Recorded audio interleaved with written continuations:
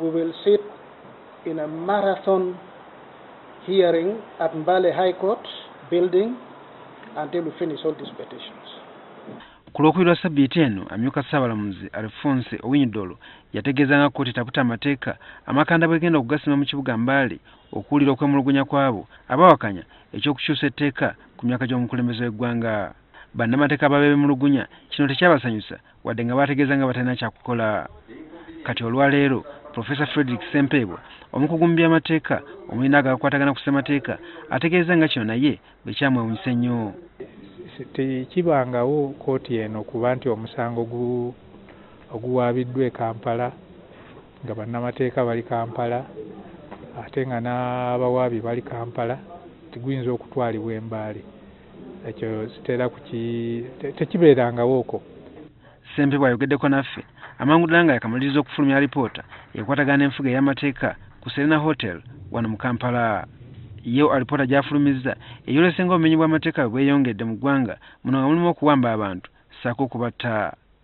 Ono anokoddeyo okutta abazungu abawerera ddala 6 ssaako omuwala Susan Magala ng'ebimu ku ebyo ebyawawaza bannayuganda amatu. Pulofeesa Ssempebwa nga yakulira akakiiko ak'enfuga y'amateeka mu kibiina ekitaba bannamateeka ekya Uganda Law Society agamba nti n'okutuusa kati tewali alipoota nnambulukufu yali efulumiziddwa ku ky'okufa kwe yali omwogezi wa poliisi Andrew Felix Kawezi, omuwaabi wa gavumenti John Kagezi ssaako abakulembeze b'obusiraamu. Poliisi eyongerwemu amaanyi eweebwe ssente ezimala naye nga bwe wumulidde kati tusanyuse nti omuduumizi wa poliisi omupya atudde mu ntebe ate nga munnamateeka ate nga ye muntu omutendeke mu bya poliisi. Bannamateeka bano era bagala babeewo okunoonyereza ku kitongole ky'ebibira mu ggwanga ekya National Forestry Authority amagye n'abasala emiti mu kibira ky'amabira. NTV gye buvuddeko yakulaga eggulire ku ngeri ekibira kino gye kiggwaawo nga waliwo n'abo abasala emiti mu kiro kutadooba. Ekibira kiggwaawo naye si kye kino kyokka n'ebibira ebirala nabyo biggwaawo n'emu erabika nga etakola mulimu gwayo era tubadde tuwaayo ensonga zino zitunulwemu n'ema esobole okufuna obusobozi okukola omulimu gwayo.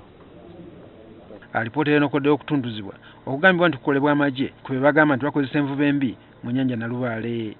Mu January w'omwaka guno NTV yakola okunoonyereza mwe twazuulira nti amagye agateekebwawo okulwanyisa envuba embi gaali gatulugunya abavubi bano ekisusse ng'abamu baatusibwako ebisago so ng'abalala entamu zaavuunikibwa dda.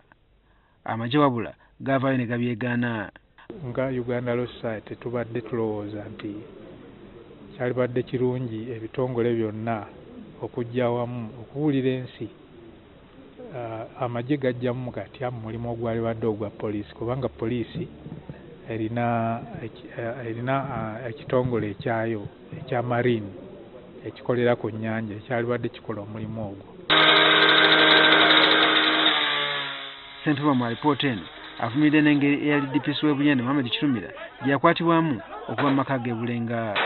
But we condemn the manner in which his residence was invaded.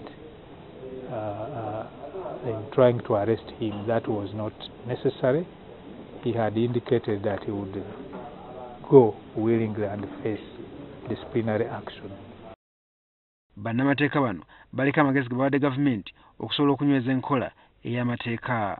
The government has been treating the budgetary issues of the judiciary is unconstitutional. And the rule of law advisory panel in 3 of their reports last year highlighted this issue, that you need the administration of the judiciary bill passed.